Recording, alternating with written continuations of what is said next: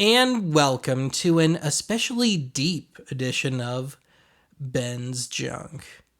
And that sounded far nastier than I intended, so I apologize for that one.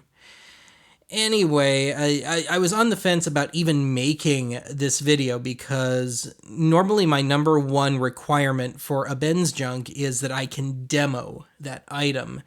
I cannot do that here, and really nobody can. I mean, this may very well work. It's not an issue of functionality, but yeah, there's no way to try and recreate this at this point, but I will get into that.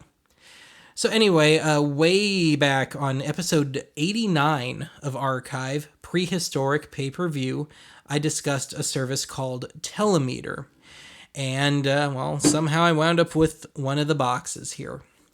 Now, after making that episode way back then, late 2015, early 2016, I do have a habit of, if I can't find whatever thing I'm talking about, putting it on my ever-growing list of Fleabay running searches, my unwieldy list at this point. And nothing. I had Telemeter Pay TV in there. Well, fast forward 6 years, and one morning I woke up and I had an email for this guy, and I thought they wanted way too much for it, because it's really just a set piece at this point. And I think they wanted like $120. And it didn't sell, and they kept relisting it over and over, and it just was not selling, and they started dropping the price, and it got down to $20, and I was like, this thing's gonna wind up in the landfill if I don't pick it up. So even though this is a bit unwieldy for me, I don't really want to try and store this, but yeah, this thing's gonna be in a landfill somewhere if I don't pick it up. So here it is. And let's try and discuss this as best as I can. I guess I'll have to kind of relive a bit of the history lesson here. Now, I should note, after getting this, the person that had it had the original box it came in, and they shipped it in that box, but instead of double boxing, they just wrapped it in brown paper, like a brown paper bag from the grocery store. But somehow this thing survived. It's a wonder. This thing, it may not show too badly on camera, but this has some serious wear to it. And the knobs are a bit frozen, especially the second one here. And yeah, this thing has seen way better days. The plastic on top is kind of trying to crater on me. But yeah, if nothing else, we'll give this a little bit of extra life, if you will. Now, this is not the only surviving unit of this particular model, but there can't be too many. If it took 6 years for one to just come up on Fleabay, yeah, I think I can safely say these are pretty rare. So anyway, let me try and kind of redo the history lesson here briefly. In 1952-53, in Palm Springs, California, pretty wealthy area, certainly back then, they did this little experiment, and the experiment was conducted by Paramount Famous Players. Now, by that point, that was a chain of theaters, but initially, it was Famous Players Lasky, way back in the silent era, and kind of a movie studio in its own right, but by this point, more theaters. And they decided to have a little thing to try and do first-run movies at home, as, of course, Paramount movies.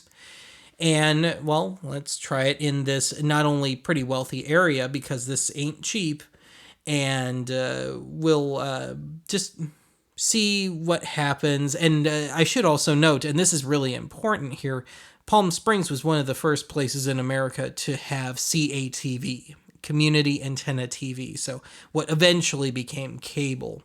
They were just a little too far away from LA for your antenna to be of much help, so yeah, they got that nice direct feed going. Now, they kind of had to put this in a wealthy area because installation of this ran, adjusted for inflation, somewhere north of $4,000.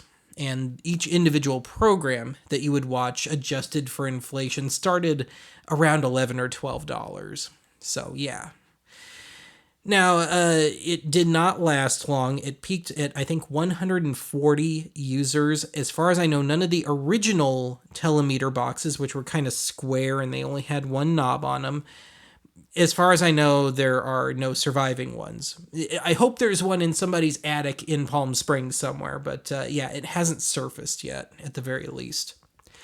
So anyway, the whole thing got run out of business. One, it wasn't profitable, but more importantly, it got sued out of business, in California at least, because a drive-in owner sued Famous Players because it was unfair competition. You know, people are getting first-run movies at home, and he's trying to run his theater.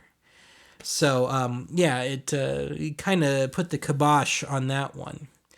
So several years later, we're up to 1960 now. Up in Canada, they decided to give this another shot, Famous Players again. And in this case, it wound up in... I totally biffed the name in the original episode, but I believe it's supposed to be Etobicoke, a suburb of Toronto, just a few miles from Toronto, less than 10. And... it was considered a very good market to test this in because it was, one, I think 96% or something of the households, even in 1960, had TVs. And it was an incredibly competitive TV market there because they were in that sweet spot, really, where you could get Toronto and Buffalo, New York. So, yeah, it seemed like a good place for it. And also to tweak the idea a bit. So the initial version in Palm Springs had to come at least partially over wire. In this case, there was still wire involved, but it wasn't so much community antenna, but it was kind of like what on TV would be in the 70s and 80s, if you've seen my work on that. It was more... certain frequencies going, so not necessarily the main broadcast being delivered via wire. So anyway, this time around, the idea was to make it a little more expansive, and let me just start digging into this here, because I'm just going to flounder otherwise. So we got 3 knobs here, and this needs some serious liquid wrench, because especially the center one is pretty well frozen. But anyway, what they did was, for one, it was a very early stab at, I think you call it multiplexing a channel, having sub-channels. So in this case, you would have channel 5 was where Telemeter was, and you would have 3 sub-channels within it. So this left one, and it's just a fine-tuning knob. It's a totally free, loose one. It doesn't click. But you have A, B, and C. And you can also just crank it to eternity if you like. But anyway, there is a speaker built into this, and all of Telemeter's audio was through the speaker, so that was part of where the direct line came in. So in this case, A was a Barker channel, which was free, audio only, and it was just plugging whatever they were going to show. And the Canadian version also did some live events and sports and stuff, so not just movies.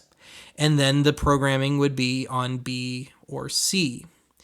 Now, when this did flame out eventually, it was mostly, I think, just Muzak that played on them. Just audio only. There was not really much of anything to order by the end, which was 1965. But anyway, so you'd have that on whatever you were shooting for. But to switch between broadcast mode and Telemeter, you'd have this center knob here. And this one is pretty well frozen, but if I give it a good enough crank, I can make it click over. So again, broadcast mode, I can click it over to Telemeter mode, and then the fine-tuning knob, if you will, would come into play. And also you can flick back and forth between information and the program proper. So the sales pitch, if you will, and the show. And I may not be getting all this right. A lot of this is pretty vague at this point, unfortunately. And some of the period articles on this stuff kind of contradict each other. So anyway, as I mentioned, pay-per-view and in its really most primitive form. So instead of calling up the company and saying, hey, I'd like to see such and such a movie or whatever, and having it charged to your bill and having them control it, you control it and you feed coins into the machine. And there's at some point, at least, there was a little reel with paper on it and a little printing device, and it would note whatever you had ordered and what you had paid for. You got two little windows, one showing you how much money is in there, and eventually it would shut itself off once it ran out of money conveniently at the end of your show. And also, you could potentially get a little bit of info on the left window, and a little button here to, I think, punch in whatever other info, if memory serves. Again, this is kind of speculative on my part. So anyway, let me take a cut here, and we'll take a look at the back, and I will try and finish up why I cannot demo this and how I think it works. Yeah, these are kind of the times I wish I could call on like a Shango or a Radio TV Phono Nut or one of those guys, the people that really know their gear of this period. But like in Shango's case, it's all about resurrection and actually seeing this stuff working one last time. Well, not that there's any way to really demo this. I mean, I could plug this in and turn knobs and stuff, and it may pass a signal, but that would be about all it would be good for. There'd be no way to test the filtering that I can think of offhand. Certainly nothing within my realm of experience and gear for me to try out. And I'd be willing to bet that some of these tubes are totally shot at this point. A lot of them have black growing on them, so yeah, I fear that this thing is just kind of a dead duck at this point, which again is just as well. This really is, it amounts to a showpiece at this point, and if it's rare enough, it should probably go to a museum.